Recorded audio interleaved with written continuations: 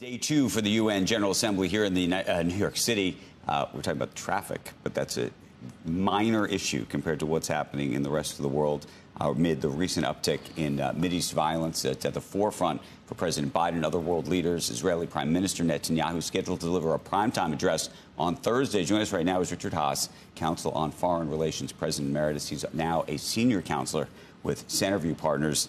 And I think we're all just trying to understand how this escalates, does this escalate, and if it does, what it ultimately means. The short answer is the question of escalation, Andrew, is really with Hezbollah now. The Israelis have come in pretty hard. A little bit unclear as to exactly why. Are they trying to, quote unquote, defeat Hezbollah? Unachievable. Are they trying to hit them hard to maybe soften them up for diplomacy? Weren't they trying to push them back onto their back heels so that there would be some kind of diplomacy, and that does not seem to be working? That's the more logical explanation. The idea is you pound them, and then hopefully they would agree to some type of an arrangement which would allow the Lebanese to move back to southern Lebanon, 60,000 plus Israelis to move back to northern Israel. I am skeptical that you could ever bring those people back right now, given how on edge things are, because even if you had an agreement, it could break down the next day. Hezbollah is so well armed that enormous tracts of Israel are vulnerable to their weaponry. And the question is, do these attacks change the psychology of Hezbollah? Do they say to themselves, we can't have this anymore. We can't accept these bombings. And by the way, the other piece of it is, does this play into this humanitarian crisis in Palestine and among Palestinians? And I ask because you're seeing people dying, Lebanese dying, and how that plays in the sort of the global consciousness, if you will. I'm skeptical that it changes Hezbollah. In my experience in the Middle East, humiliation, which is what has happened recently, and visible public attacks do not bring about moderation. It tends to increase grievance and a long-term willingness to resist no matter what the cost may be. So call me skeptical there that this is a prelude to the breakout of peace. Look, the region right now has multiple fault lines. Gaza continues at a low level. It's a grind. No one's paying attention to the West Bank. What we're beginning to see, where 3 million Palestinians live, maybe 500,000 Israelis, we're beginning to see almost the Gazification of the West Bank. That's a slow motion but deteriorating situation. The immediate challenge is in the north.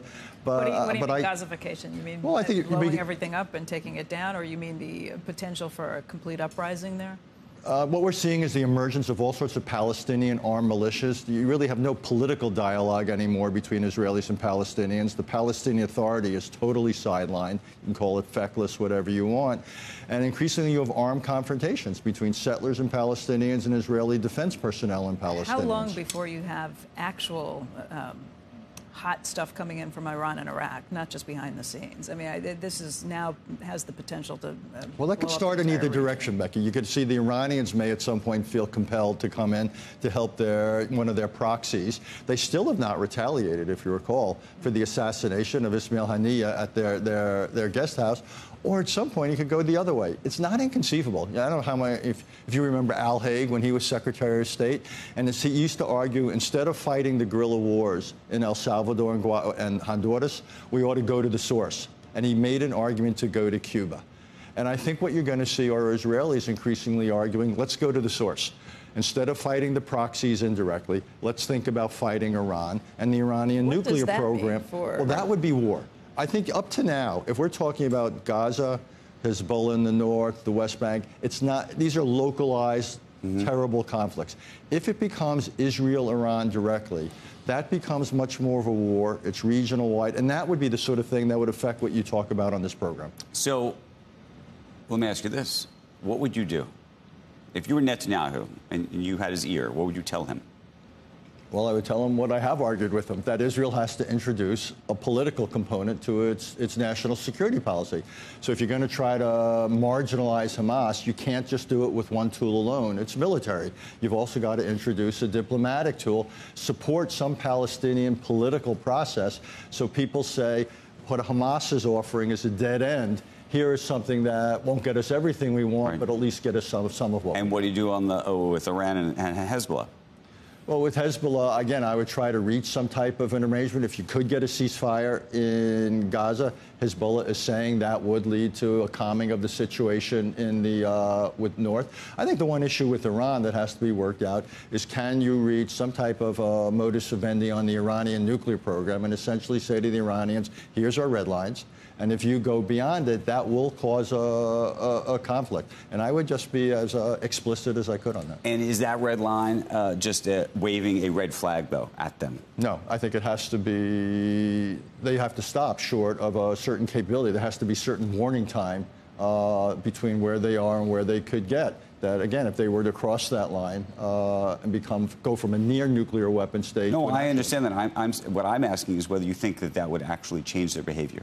Well, at the moment, they've never crossed that line. I think the Iranians are wary of taking that last step because of American or Israeli reactions. Historically, they wanted to park their nuclear program just short of it so they could get many of the advantages without paying the costs or taking the risk. I think I would continue to try to manage this. Okay, last question. For those investors out there who are trying to manage, quote, risk and the possibility of war with Iran, how would you, I hate to use the word handicap it, I know you're a golfer, but how would you, no, really, how would you assess, I have a high handicap. How would you assess that risk?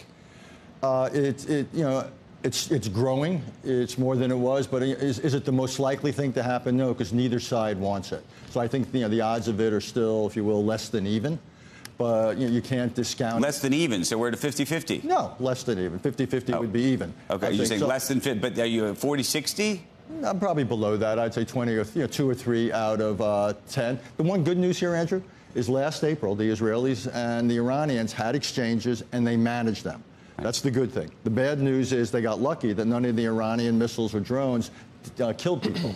So the question is, can both sides manage it, and are they looking to manage it? I think Iran is looking to manage it. I think it's a bigger question right now about whether this Israeli government wants to continue to prevent the breakout of war.